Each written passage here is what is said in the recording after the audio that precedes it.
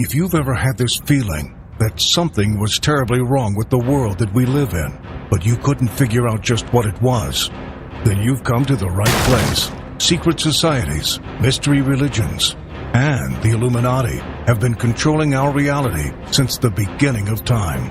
But not anymore, because there is an awakening happening, and you are about to become a part of it. Wake up, because this is a call for an uprising. This is a call for an uprising. Welcome to today's show. As they continue to censor channels like this, as they try to smoke us out off of YouTube, today's show is the reason that they want to smoke channels like mine off of YouTube and get people like me to stop talking about it, because these are the real important issues. And that is exposing Mystery Babylon itself, also known as the Synagogue of Satan. Now, those of you who have seen the videos I've posted on the Talmud, this is going to be another informative video about some other teachings inside the Talmud that promote pedophilia. So for the people out there who are saying, let's get to Comet Ping Pong and arrest James Alefantis and all that stuff, this runs so deep that, you know, the teachings inside the Talmud are some of the sickest things you will ever read in your life. And as Christians, we need to stand against this and fight it, because they are coming after Christians. And channels like this are dangerous to them because of the methods that I use on this channel in exposing the New World Order. Now, somebody's going to come here, and I get that someone's going to go, who cares about Katy Perry and Illuminati symbolism? But they don't understand. You know, young kids aren't on YouTube searching for Zionism and searching for the New World Order, but they might be looking for Katy Perry. Then they might see some of this stuff. Then they might look at a couple other videos from some of their favorite musicians, and they start figuring out what's going on. And they start unprogramming from the programming. That's why they want channels like this gone, because this is going to help young kids, even adults, obviously, who listen to this channel, start to realize what the truth of the matter is. With all the things that we see going on, we can all, you know, it all correlates back to the Synagogue of Satan and these fake Jews. So again, if you haven't become a patron for this channel, please do so. A few dollars a month really will help this channel with the extreme censorship that's going on. I don't know how much longer I can last here, but I have some alternative ideas that I'm working on. And I'll keep everybody posted on that in the upcoming days, weeks as it develops. But again, I'll leave the link below for Patreon. I appreciate it if you would help support this channel. Now, Ted Pike is the man in the Talmud video that I posted talking about Zionism. I feel like he's one of the best out there and one of the first that really was going after this many years ago. The videos obviously are a little bit funny because they look, you know, like a dated movie you would see in the 80s on, you know, they might play like on the public access channel or something, but it's extremely informative. And I'm going to play you a couple of clips from this movie called Zionism and Christianity, an Unholy Alliance, because that's what it is. It's an unholy alliance. And I want you to see some of the things that they're teaching inside the Talmud and how important it is to know this stuff. The woman in the video is Ted Pike's wife. For those of you who listen to this channel, you should all believe in spiritual warfare. That woman, God bless her, God rest her soul, put herself out there with Ted, exposing Zionism and the New World Order, and she became under such heavy spiritual attacks, demonic attacks. Her life ended tragically, and, you know, Ted Pike kept plugging along, and so did his wife, and I have nothing but admiration and respect for the work that they've done. So I want to put these clips in here. At the end, the first clip will be about the Talmud, and you could see all of the things that these rabbis talk about, these Pharisees that Jesus was going against in the Bible, who were teaching these things back then in Babylon, about having sex with 3-year-olds, how it's okay to have sex with little boys.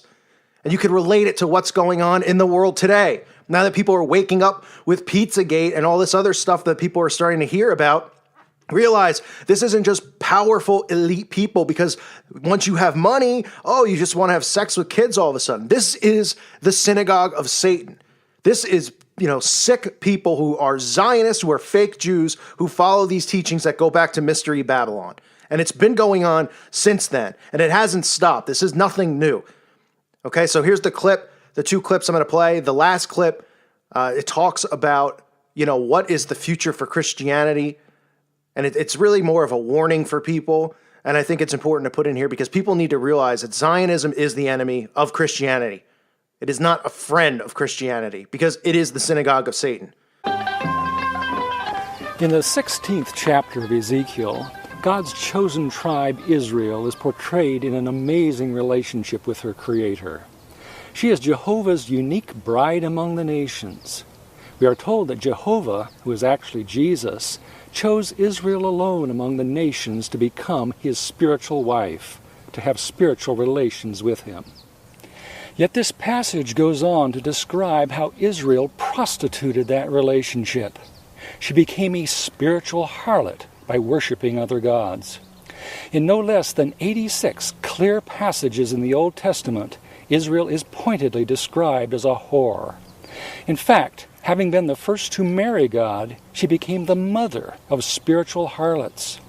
Although many religious systems throughout history have turned their backs on Christ to become spiritual harlots, only apostate Israel is the mother of the principle of spiritual whoredom.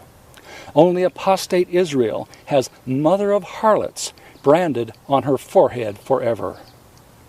Throughout the Old Testament period, Christ tried to persuade his harlot bride to return to him. Finally, he came to earth in one last effort to reconcile her. Her response? She had him crucified. So ended the marriage of Christ to Israel.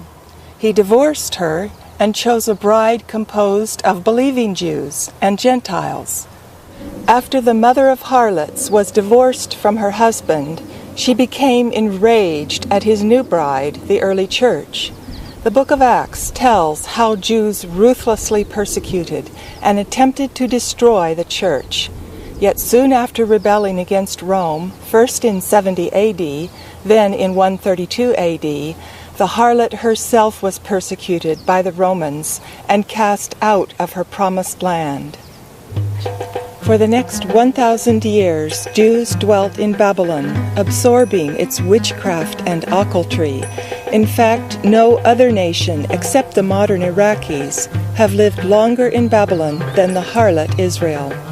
From the exile of Nebuchadnezzar in 586 BC to their expulsion from Babylon in the 11th century AD, the majority of Jews lived in Babylon for 1,600 years. Longer than they had lived in Palestine.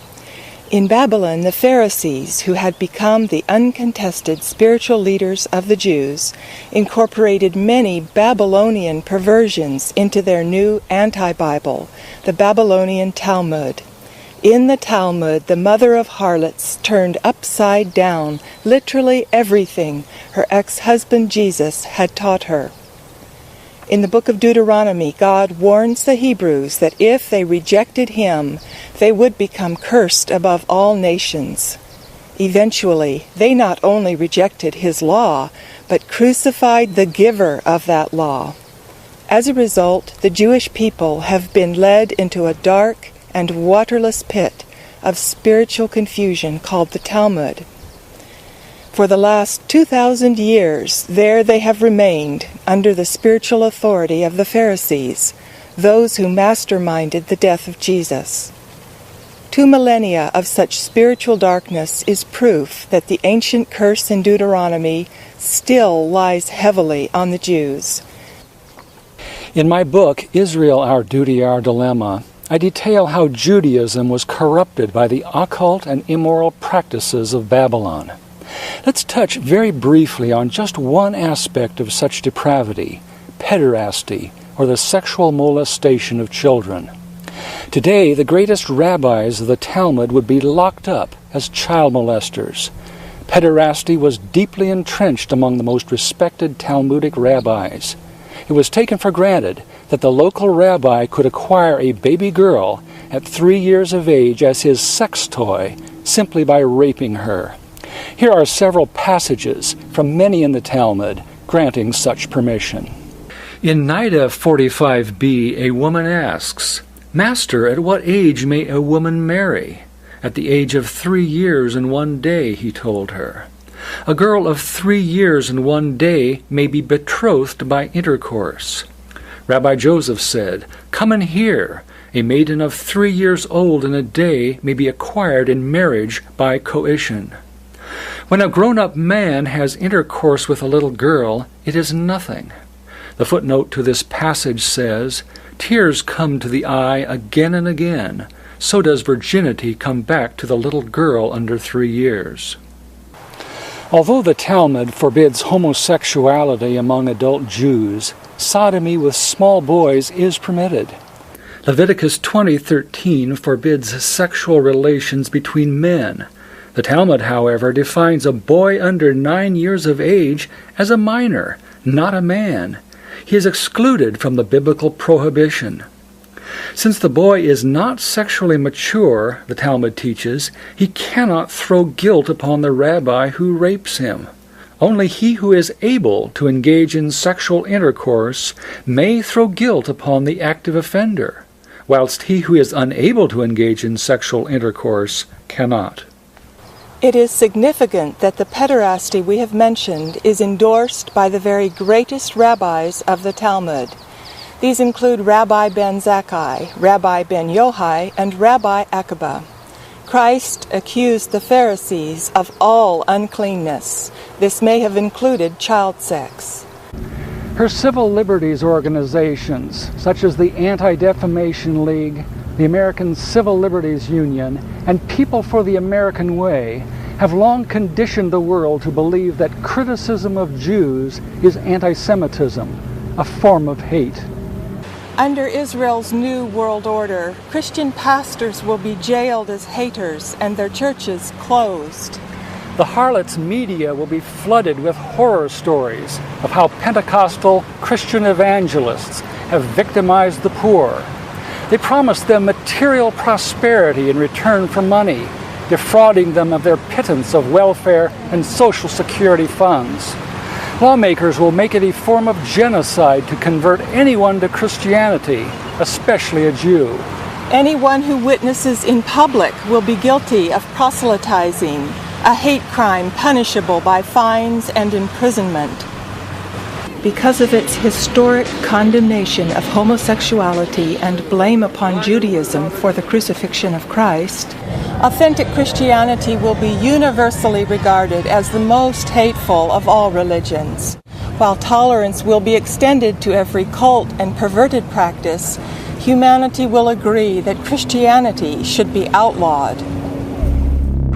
As the harlot's control solidifies, and the anger of mankind is whipped to a frenzy against Christianity, it will become possible, as it was under Jewish communism, to imprison millions of Christians. As the church languishes, starving in the cold of the coming gulags, gone will be the romantic litany that God blesses those who bless Israel. With the Star of David flying over the world, the church, decimated and nearing extinction, will at last recognize the enemy who has taken off her smiling mask and turned with fury. All that will remain for Christians is hope that death, or the coming of Christ, will deliver them. Meanwhile, almost every Christian will have to live with the gnawing guilt that if only they had heeded Jesus' warnings and been suspicious of those he described as the synagogue of Satan, this unending nightmare could have been avoided. Most Christians, of course, had passionately supported the rise to power of those who are now their cruel oppressors. Most criticized as anti-Semitic those few voices who tried to warn them. Now the previous world is gone, impossible to be recovered. Gone are the mega churches and smooth-speaking televangelists they loved so well. Now, in an endless hell on earth, they can do nothing but repent and curse not only their own foolishness, but that of the generations of Christian leaders before them.